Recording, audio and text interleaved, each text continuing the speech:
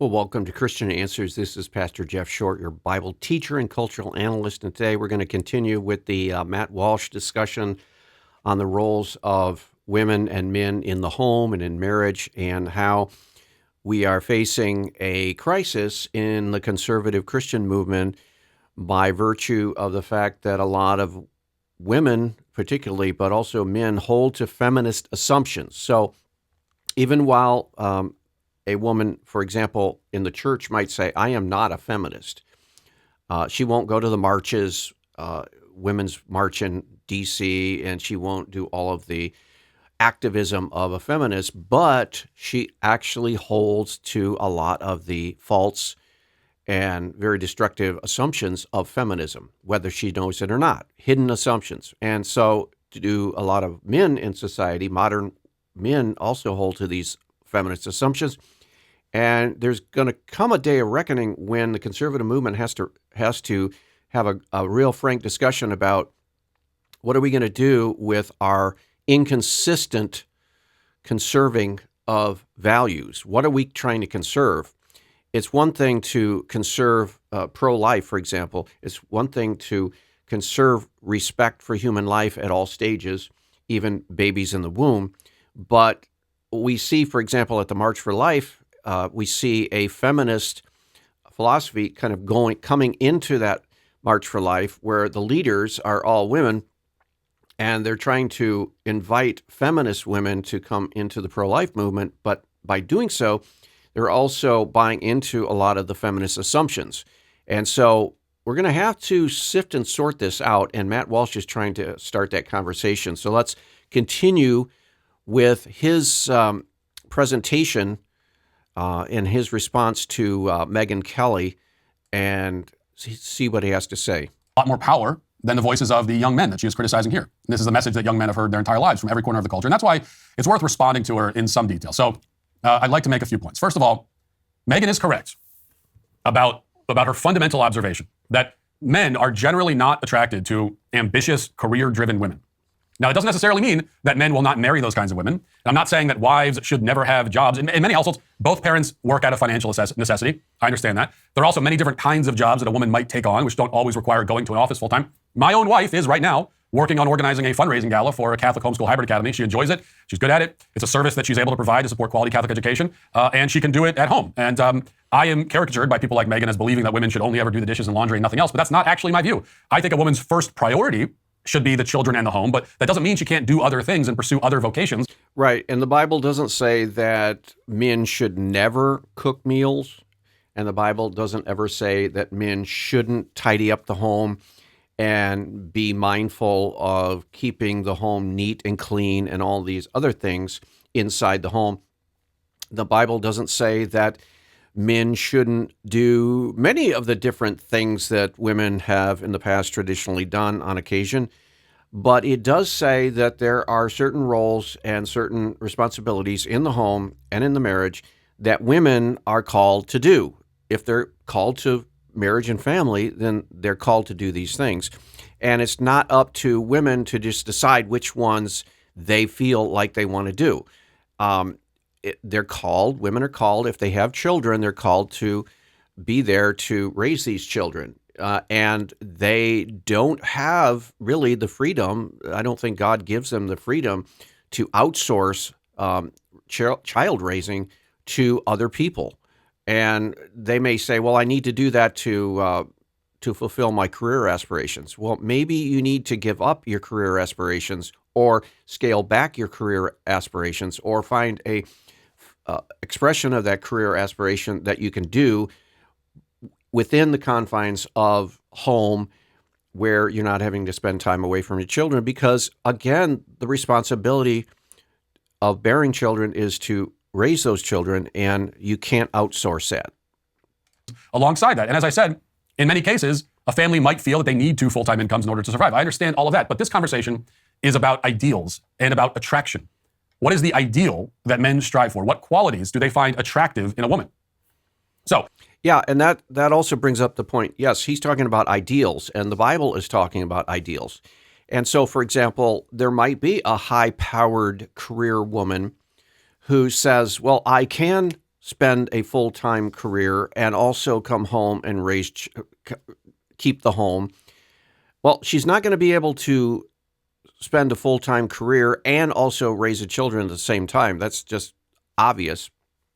Unless she's doing it in the home. And even if you were to do that in a home, if it were a high-powered career, she couldn't give attention to the children at the same time she's carrying out her duties as a full-time career woman, unless it's a certain type of job or a certain type of career that would allow her to stay in the home and also take care of the children, which was more common in the old days. For example, when we lived in an agrarian society and you had, the fields were built around the farmhouse and the woman could basically be taking care of the home, but at the same time, she could be doing things that were adjacent to the home. She could go out and, feed the chickens, and she could go out and pick apples off the apple trees and do all kinds of other things outside of the, quote, outside of the home that were not actually away from the home and not away from her children. Or she could take her children with her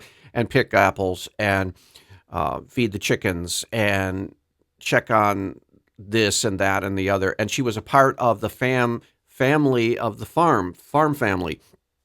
But today, to have a career mostly means you have to leave the home and you have to drive to an office somewhere, and you're away from family and children and husband for 8 to 10 hours a day, or even more if you're a really high-powered officer in a corporation or whatever.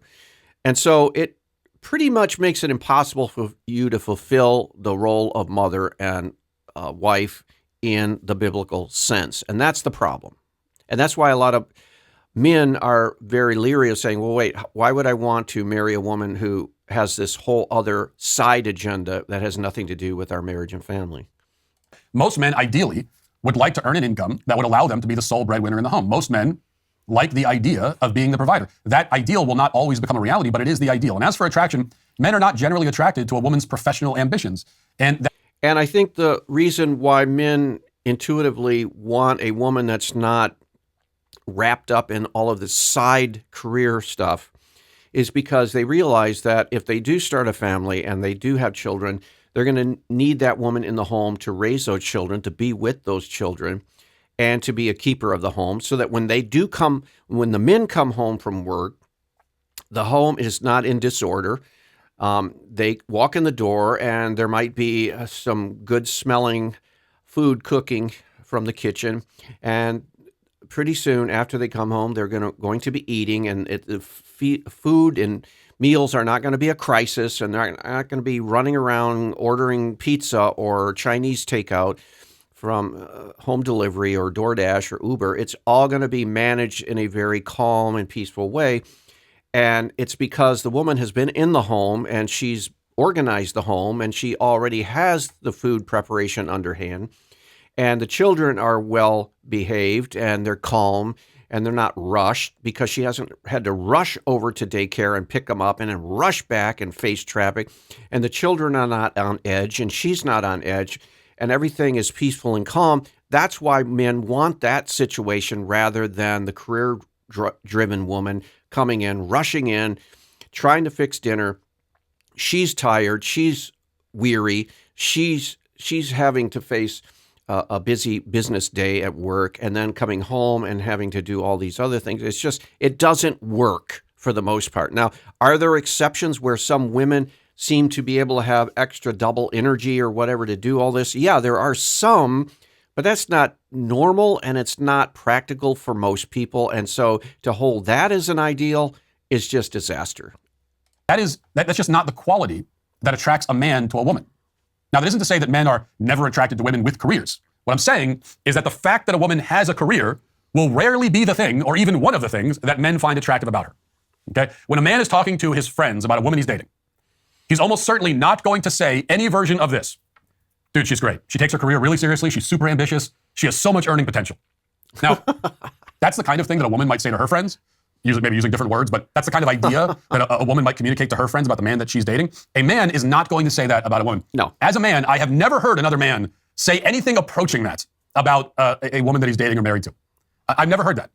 Because men and women are different. They are looking for different things, Megan.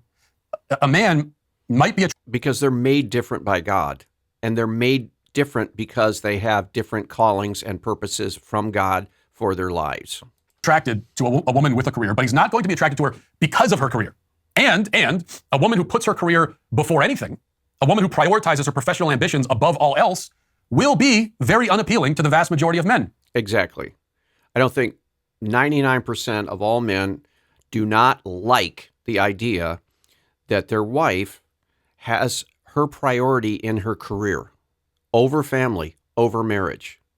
But that is a fact, and that's the feminist version of this. And oftentimes that actually plays out, and that's why there are so many divorces, families break up, and children are not being raised by their parents because the woman is out pursuing a career because she's been told that's how she is to be fulfilled by the feminist ideal. And it's a lie. It's a falsehood. And we need to call that out and expose that.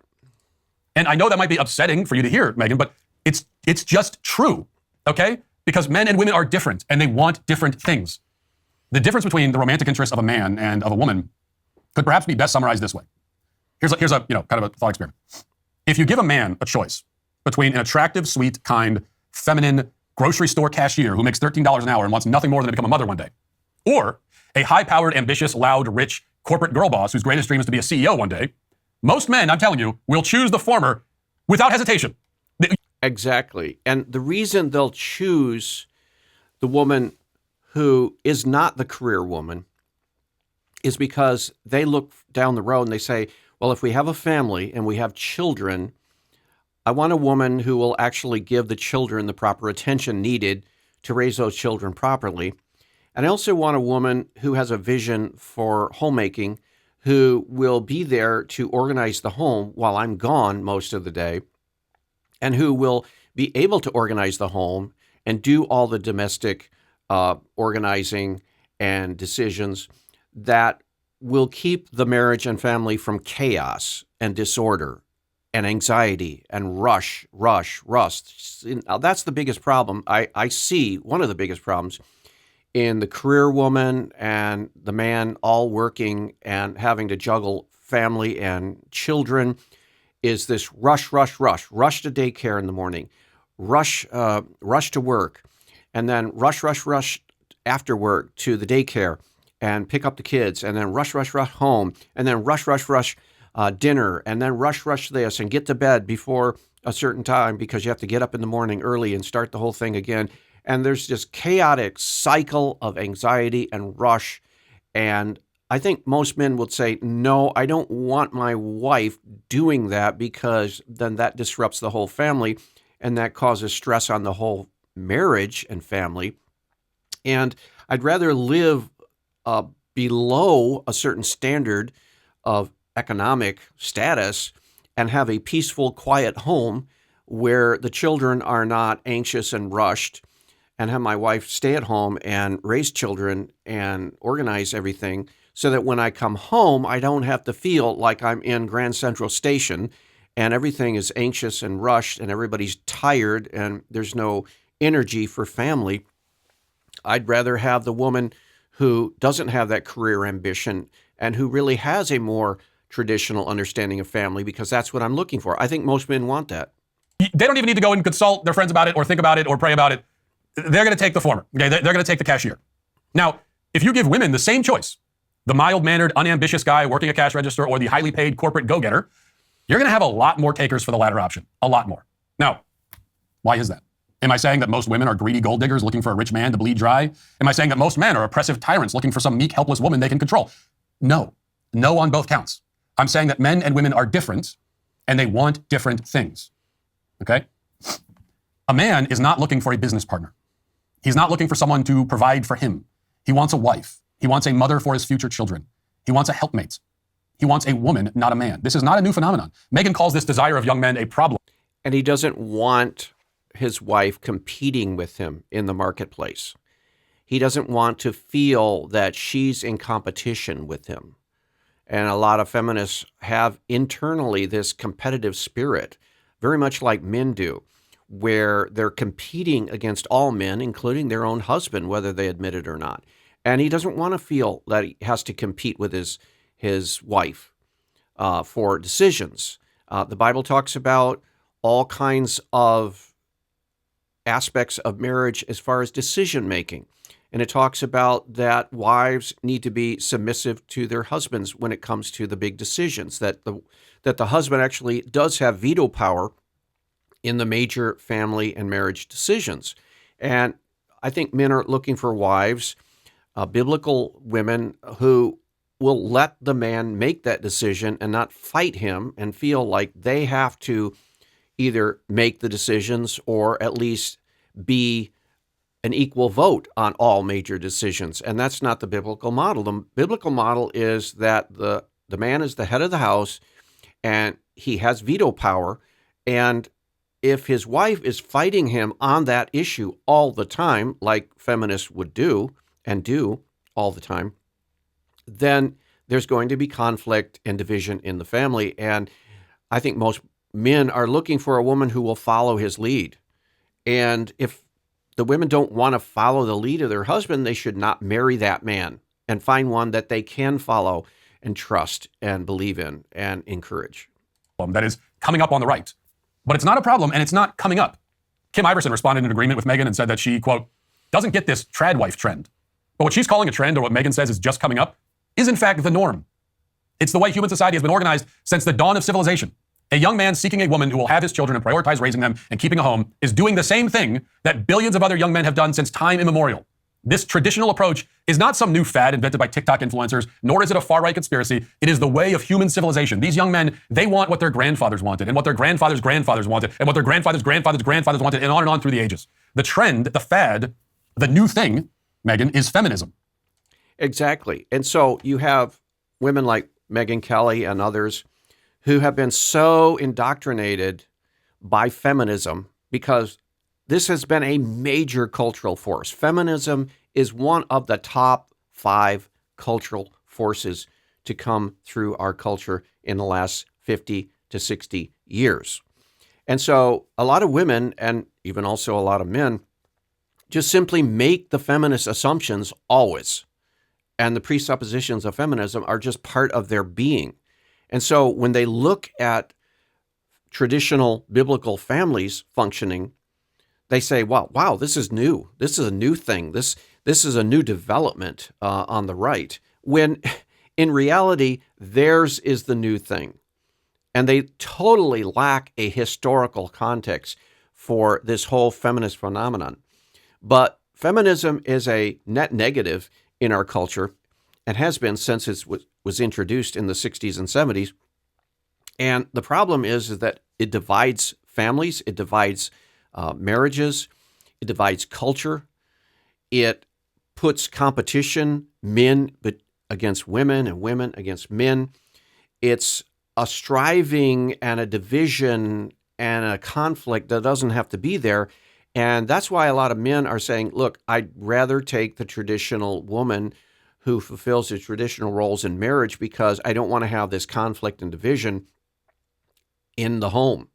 And they've seen it in their parents. We're now, I think, a couple, 2 or 3 generations of feminism. And where has it gotten us? Well, it's gotten us into breakup of families, marriages ending in divorce, and social and cultural division. However you feel about career women who find their value and purpose in the working world, there's no question that they are the ones doing something new. Feminism sent women out of the home and into cubicles and boardrooms. Feminism convinced many women to desire professional success over and above family and children. And now feminists are angry that men were not reprogrammed along with them. Okay? Men don't want what feminism is selling. You may think they should want it. You may want them to want it, but they don't. They look out and they see that ever since the rise of feminism, divorce rates have skyrocketed, birth rates have plummeted, 60 million babies are dead, and most people are, by every metric, much more miserable. And they don't want that. You cannot make them want it. And getting angry at them for not wanting it is, first of all, fruitless, second, arrogant, third, unfair, and fourth, foolish. Because these young men that Megyn is referring to have an innate desire to be providers. Okay? That's why they are not especially interested in women who put their careers first.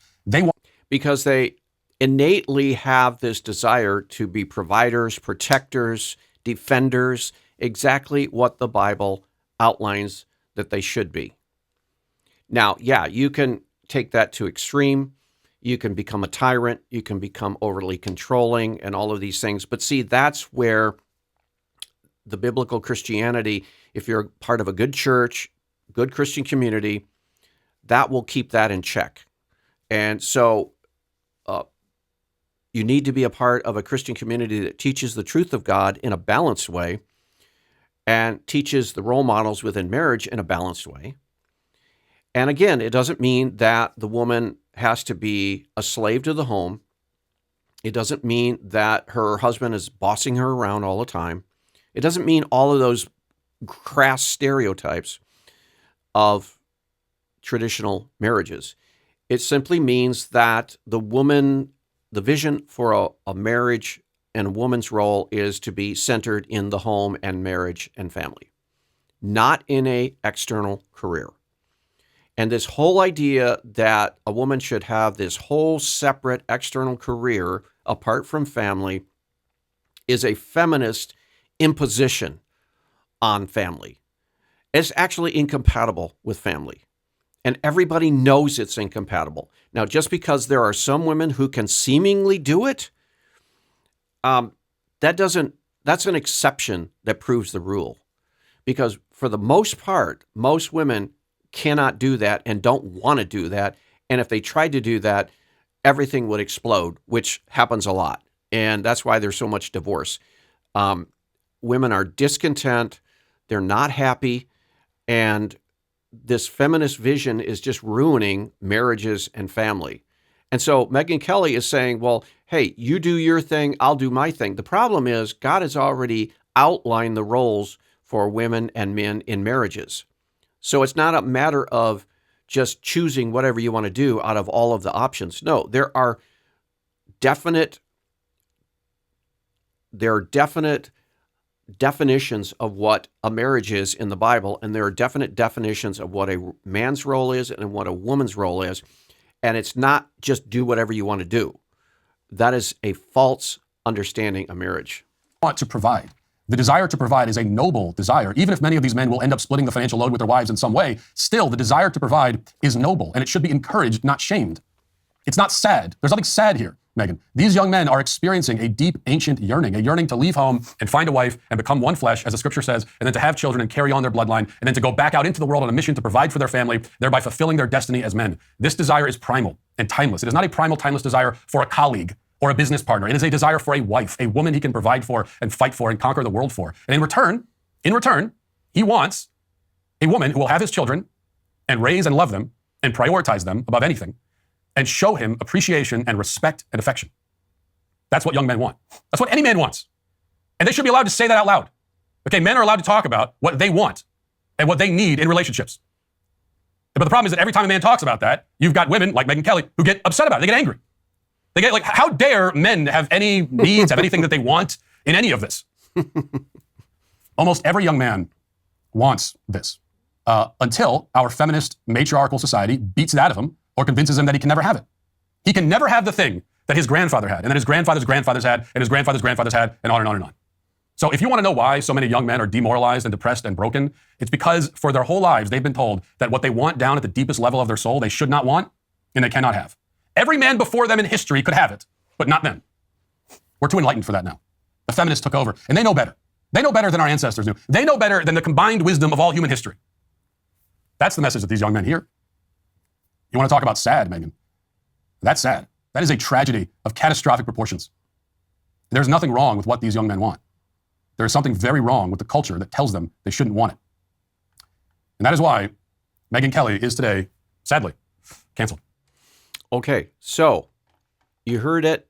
And my question is, why aren't churches and why aren't pastors saying what Matt Walsh just said?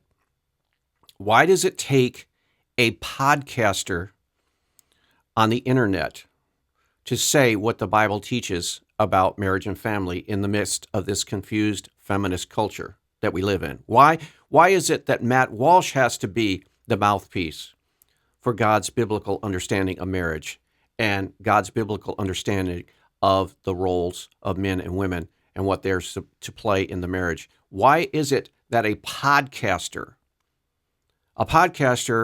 in the form of Matt Walsh, who never even went to college and never even got biblical training at a seminary, why is he the one that is forced to actually say what all the pastors of all the churches in our country should be saying all the time? Is that we are facing a crisis because we have false teachings coming through feminism that are ripping apart marriages. Men and women want to get married. They want to have a nice, healthy, happy home. They want to raise decent children who become productive citizens. They want everything to work out the way it does in the stories, and they lived happily ever after. They want that vision. They have that vision. That's what they sign up for when they get married. But there's this poison in our culture called feminism that introduces certain presuppositions and assumptions that make that vision impossible, because it introduces, for example, this whole desire of a woman to have her own thing going on outside of the home, totally separate from anything going on in the home. And it makes the woman strive to have this career as if she were the man of the house. And it leaves children in the hands of daycare, and it leaves children being raised by strangers or even other people in the neighborhood, and it causes all kinds of problems, and eventually it leads to all kinds of divorces and breakups and disorganization. And even the ones who are trying to make it happen, having the career and having the family and having the marriage, it's putting stress on the family because everybody's rushed around, like I said before. And this is an existential crisis in our culture. But where are the pastors? Where are the pulpits? Where are churches and Christian leaders exposing this problem and addressing this problem and saying, look, we need to return to God's wisdom. God says in his word how a marriage and a family should function. So let's follow it and let's teach it. And if we have false assumptions taught to us by our culture, if we have false presuppositions and false beliefs that have crept into our own worldview, we need to take those out and get rid of those. And that's, I'm happy that Matt Walsh addressed this issue because I've been thinking about this for a long time. It's not just a cultural problem. Feminism is just not a social problem. It's also a church problem. And we need to talk about this within the confines of Christianity and say, look, Christianity is infested with feminism from top to bottom. And we need to, instead of running away from it and shying away from talking about these things because they might offend people, and they will offend people, especially women who are feminists, we need to address them and say, look, this has to be changed. We need a total transformation on this. We need to get back to the Bible, get back to God's will, get back to God's wisdom, and have our families work instead of fail. Hope that's been helpful. We'll see you back next week. God bless.